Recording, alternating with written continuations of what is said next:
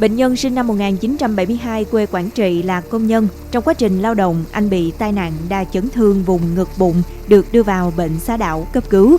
Qua thăm khám, bệnh nhân được chẩn đoán đa chấn thương bụng kính giờ thứ 3, chảy máu trong ổ bụng, nghi vỡ gan, chấn thương ngực kính, gãy xương sườn số 9 bên phải.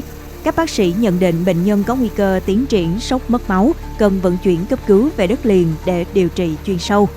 Chấp hành mệnh lệnh của Bộ Quốc phòng, vào lúc 1 giờ 20 phút ngày 26 tháng 9, máy bay trực thăng của Công ty Trực thăng miền Nam, Binh đoàn 18 cùng tổ cấp cứu đường không Bệnh viện Quân y 175 cất cánh ra đảo Thuyền Chài.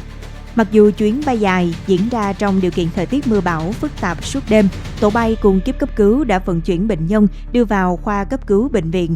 Bệnh viện nhanh chóng triển khai code red, hội chẩn toàn bệnh viện để đưa ra chẩn đoán xác định và áp dụng phác đồ điều trị chuyên sâu kịp thời cho bệnh nhân.